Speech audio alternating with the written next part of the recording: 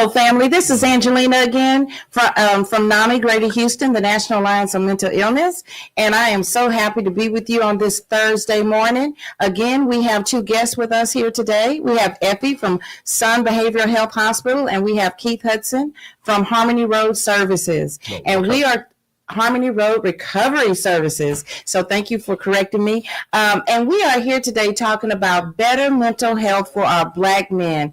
This is June, Black Men's Mental Health Month, and we want to emphasize the importance of getting the help you need for the men you love. And if you're a man listening in today, then we hope that we share some information where you can go get help for yourself or support a brother in your community get the help that they need. So what we know is, I'm going to switch to the script a little bit and go into some statistics. We know that depression and anxiety are leading to mental health disorders among our Black men. It's just everyone. They're just at the top, depression and anxiety. And when you factor in, community violence, the stuff that's in the news with our politics, the police harassment sometimes in our Black communities, just the racial biases that we deal with on our job and just in life throughout, even in our schools, then, what do you have to say about this uptick and what we see, the plight of the Black man when there's a mental illness on board? What is the barrier, you think, for our men getting treatment and asking for help? I think for me, this starts from birth. Oh, wow.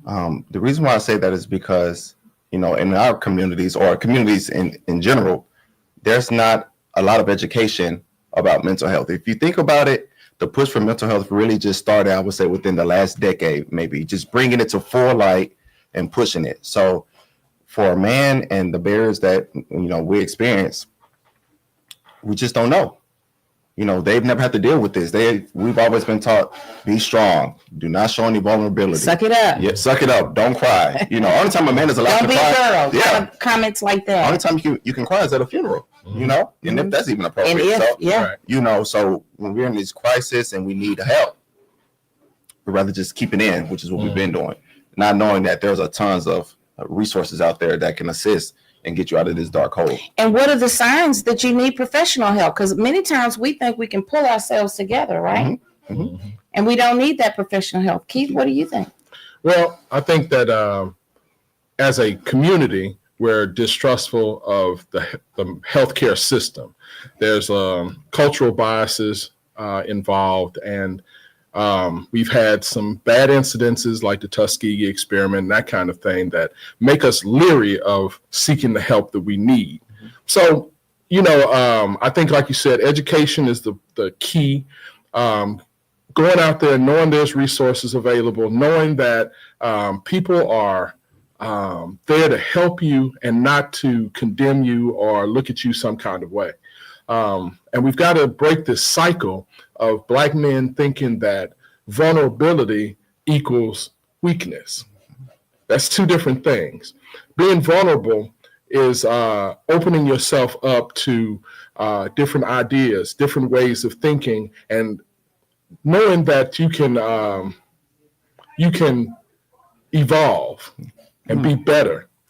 Whereas looking at it as a weakness, if you don't get the help you need, how can you help your family? How can you help your children? How can you help your community if you're not well? So we need Black men to take the initiative and go in. For me, I had dealt with major depression. My family was like, you're angry all the time. You're always mad. And my wife pointed out that, I think you need some help. And I didn't get angry at that. I said, you know what, maybe something is wrong because I'm in me. I can't see what's going on, right?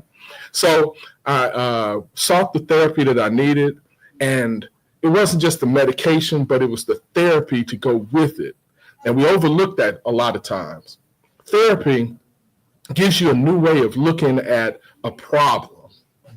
Okay. from a different perspective, and it leads you into a different way of thinking.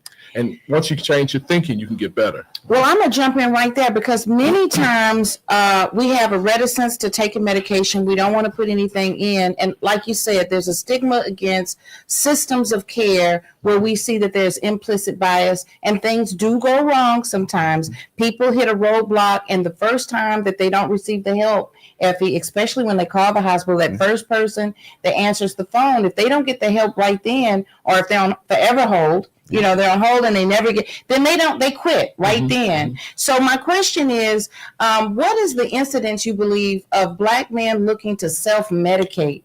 Why do you think they turn to self-medication with drugs and alcohol?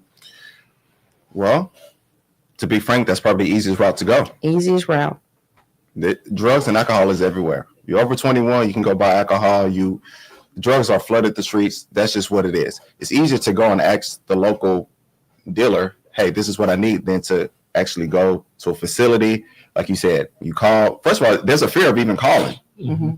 It's all about the weakness and all that kind of good stuff. So it's just easier, And is there any stigma with smoking marijuana? Is there any stigma with drinking a drink? Is there any stigma, right? Mm-hmm. There's no shame in that, right? People kind of glorify that to some degree. Yeah. So what can we do now? What can we do as a person? We're listening to this show. We know the problem. We know that depression and anxiety is running rampant. We know that our Black men are not necessarily turning to professional. What can we say, the people that love them?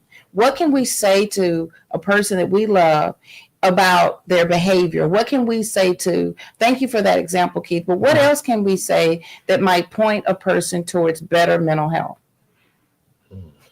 Well, I think our places of gathering are the places where we should talk about these things.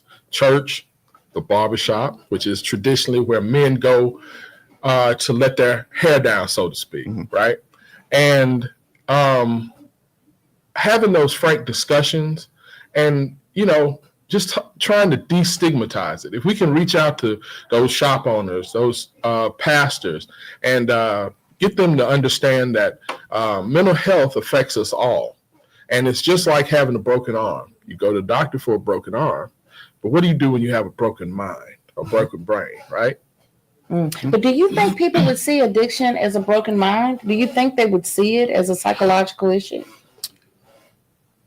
Not at first. Okay. Because the first step, and Keith, that was really great, by the way, but yes, the first step is just about self-awareness and accountability. I have a problem. I need to fix the problem.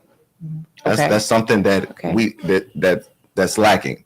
So, for me, I'm going to piggyback off what Keith said, and I think we should start even as younger as the schools, because there's so much going on in the schools now, especially in the junior high and the high schools. We start that young. The churches, the barbershops, the workplaces, everywhere. Educate and let them know that it's okay to not be okay. All right. I like that. It's okay to not be okay. If we can at least let our loved ones know that there's no condemnation. Stop with the name calling. Don't call your loved one a lazy bum laying on the couch.